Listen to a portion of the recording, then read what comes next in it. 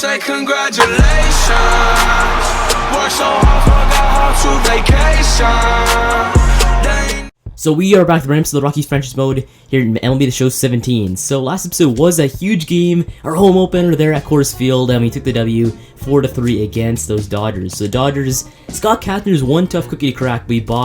Well, basically, the only reason why we even won was the fact that Storytime happened and hit a 3-run shot straight to right field and got us that W because we scored all our runs in the 5th inning. So went 4-3, 6 hits for us, 9 hits for them, as I guess our pitching, or almost our relief pitching, is our backbone of this team. We have, take a look at our pitching, I guess, right there. Just Hoffman pitching 4.1 innings, allowing 8 hits, 3 earned runs, 1 walk, and 1 strikeout. Then Walden came in pitching 0.2 innings, allowing 1 strikeout. And I think he had a wild pitch that scored a run, but it's not his run though. And then we have Chad Qualls came in, played very well. Dunn played it well. We have Wild Thing who played well. Estevez played really well for us. And our man, the closer, Adam Ottavino, 3 strikeouts in a row in the 9th to get us a save in that game. So, huge clutch performance out of relief pitching, and our offense actually played not that bad though for our team. So Blackman, LeMahieu, and Parra all had doubles. And Trevor Story hit that home run, the 3-run shot, got 3 RBIs from that one, and Parra had an RBI double in that game. So,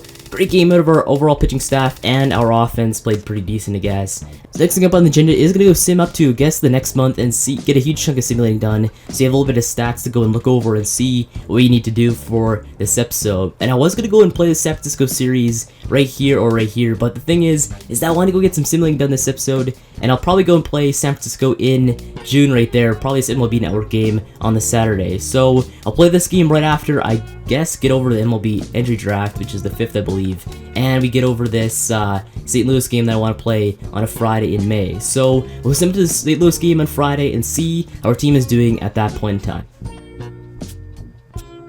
And just as I start simulating off, David Dahl sustained an injury, fractured shin. He's out for 1 to 2 months though. That is insane.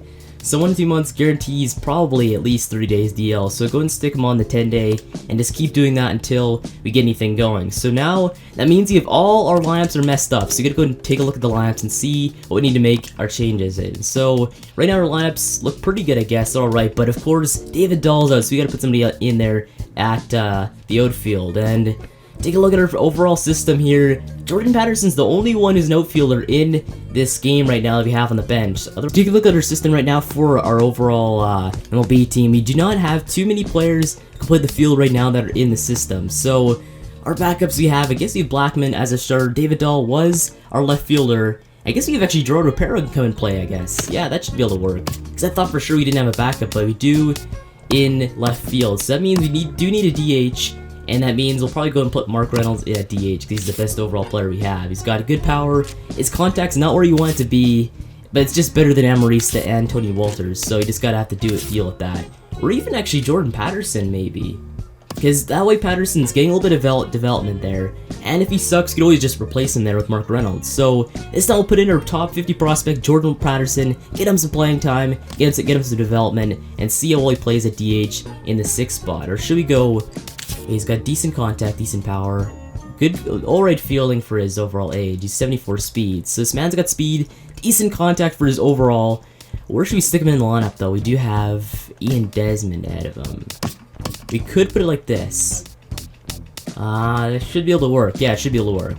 Or even Parra. Even Parra though, I thought Parra was good at hitting, but he's not really that great. You know, we'll leave it as this. We'll leave Patterson there at the 7th spot. We'll bring up Ian Desmond to the 6th spot. And I think it should be good. So I'll do that, all the changes, and I'll see you right after I'm done doing them. Okay, so I made some changes there. I went and just changed him around a bit. I've moved Patterson up a bit down right here. Like I changed him up right there. Patterson in the 6th spot, Cargo in the 7th. So just mix up the lineups just a bit there. I think it's looking pretty good for our team. But I go sit in the rest of the month and see how our team's looking at that St. Louis series.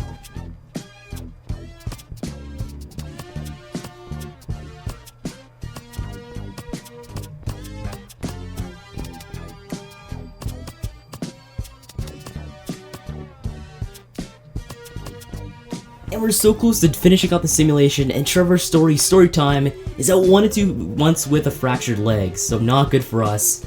Now you have 2 players that are injured right now. We do have David Dahl and Trevor Story, 2 young players that need development right now, so it sucks there. But a go 10-day DL, I guess, for that. and finished off the sim with 3 wins in a row after that one too. So they get swept by San Fran the very next series there, and then we went one, I guess, split the series together against the Nationals. Then Diamondbacks came to town, and it looks like early we went to the Diamondbacks, and we went and won 2 of the 3. Then on that San Diego series, we lost that one 2-1. We went and lost that Arizona series 2-1. Then we went and lost the Cubs series 2-1. We went and lost the Dodgers series 3-1. And then we went to Minnesota, and yeah, we lost badly. We got swept in that series 3-0. Then Cincinnati went and got swept by them 3-0. Then the Phillies came, and yeah, we went and won 3-1 here against the Phillies in that series. So I guess it was an alright simulation period. Take a look at our overall pitchers' stats right now, like ERA and stuff. So John Gray, 3.76 ERA for our ace. Then we have Tyler Anderson at 4.6, a 5.6 for Carlos Estevez. Then Chad Bittis at 3.33, not that bad. And then we do have Jeff Hoffman at an 8.17. That is insanely bad. So I don't know, Jeff. Do we need to go and replace you, like, for now? Like, send you down to the AAA? I might have to do that, actually. Jeff Hoffman doesn't seem to be ready right now. So Jeff Hoffman, take a look at our overall system, see what we can do there when it comes to pitchers, because our pitchers are awful right now. Just go skip that. So starting pitchers in the minors, I want to see this. So Jeff Hoffman is the very next guy right below him is has a 3.12 in the AAA. They have Drew Flood at 2.53. 18 years old, don't really want to bring him up at this point right now. We have Henry Fuentes. I actually think we might be stuck with leaving Jeff Hoffman in the major league. I think we actually might be stuck because we have no other options though, unless we sign a pitcher off the free agency, which we could do that, but I'm not sure if I want to do that yet though. I want to go and make our overall players develop in time, because if you're developing, you're going to have some hiccups along the way, and Jeff Hoffman is definitely getting those hiccups right now. So I might just leave Jeff Hoffman in, kind of just take the beating, because it'll be good for him in due time though. He'll develop in time and become a better pitcher through this experience. So I think it's good right there. The thing is though, why is Carlos Estevez even playing though? He's a relief pitcher. So I don't know what happened there. Do we have to bring up Walden?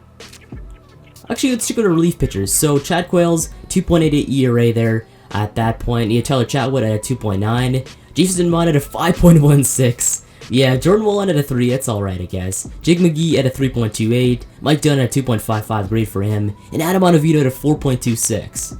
So these ERAs, I'm not really loving them at this point, but I mean, we're the Rockies. This first year is gonna be full of hiccups and basically not good things at all. So it's kind of what you expect in the first year one of this franchise mode. It's kind of a semi-rebuild, retooling the Rockies to make up a better team when it comes to their pitching staff, because the pitching staff, not the greatest as it is right now, so we'll develop that in due time.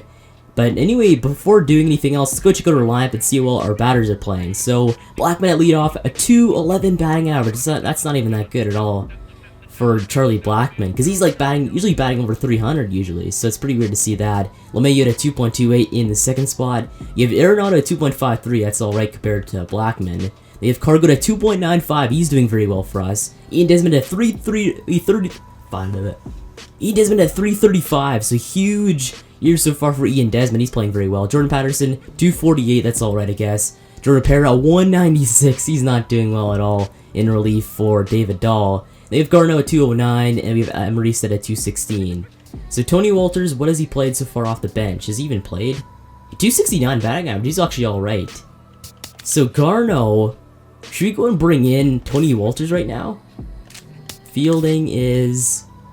Actually, looks like Tony Walters is a better overall fielder. But when it comes to batting though, 42, 45, I mean, they're pretty similar. Except it looks like Garneau does have a little bit more power than Tony Walters does. Let's see Mark Reynolds though. Is he playing well right now? 327 off the bench though. Mark Reynolds. Maybe put in Patterson. Should we leave Patterson in though, or Parra? Because we could put Patterson in there for Parra, which I kind of feel a little bit comfortable doing that right now. But his fielding goes to 92, so that's pretty good for us. You want that fielding as it's more valuable than his bats some of the time. But Jordan Patterson, maybe put in Mark Reynolds for the series and see if he'll play well right now. Actually, wait, Patterson, wait, hold up, is he? Patterson he's going up though, okay. So I want to check this out though. Bring in Patterson, 71 overall now. Because Patterson was like a 68 before, so he's developing right now. That's good. Okay, so we're getting development out of Jordan Patterson though. He went up 1 overall since we last touched him in the, or at least last put him in the lineup in the after the Dodgers game. So Patterson, as long as he's developing in year 1, that's what I want. I'll leave him in actually. I want to leave him in. Because Tony Walters, it could be just a hiccup just based on the fact that I guess he's got 67 at bats. But that's compared to 145 for Patterson, so that's like half the sample size. So I'll leave Patterson in. I think our lineup is decent enough, though. We're not like it's not like we only won like 5 games. We've won 20 games, or 20-9 for a team that's struggling right now in the pitching department. So we're all right now, I guess. I'll go check out last stats for our team. Like, I guess probably check out our disabled list. So David Dahl, 1 or 2 weeks though before his injuries. He's got 9 days left on the DL. Maybe put him on the 10-day DL for one more time. And he should be good. Whereas Trevor Story, he's out for 1 to 2 months, 7 days left on his DL time. I might have to go in maybe I have to put him on a 60-day DL. I'm not sure. If he gets better, I might put him on the 10-day until he comes back. But right now, it's looking like I'd have to go and put him on the 60-day DL. But then in the minors, you have Colton Welker, who's at 1 to 2 months with a torn finger ligament. So anyway, both major players injured right now for us. That's why we were losing most of the time. But that's actually not that bad for a record for 2 major players out of your lineup, though. I'm actually liking our record for the injuries you have to go through. But taking a look at the minors list, though, top prospects. Is any of our prospects moved up, though? That's the thing. We do have Robles. We have Brandon Rogers in 15th there at shortstop. Anyone else on here? We do have Vladdy right there for the Blue Jays, 25th. Anyone else? I think I haven't seen any other ones yet, though. Yeah, the White Sox at the bottom there. Now I'm not missing any. Okay, so that's only 1 overall player in the top 50. That's basically because Jordan Patterson's in the major leagues. That's why he's not on the top prospects list anymore. So, but scouting, might as well take a look at scouting, I guess, though, and maybe up this a bit. So our new assignments for our overall scouts. This guy's good at pitchers and positional players. I'll go and find him a positional player probably, because he's got 85 for positionals. So he is the West. Where's the West guy's a positional top player? Because we actually might get a good draft pick this year, I believe. Because we did finish with a decent, kind of a bad record last season, so it's a good find. That's a pitcher. Let's see if there's any outfielders actually, like a left fielder or something. Okay, there's that. There's really nobody to really scout though. West, we might need to go and do some more discovery actually.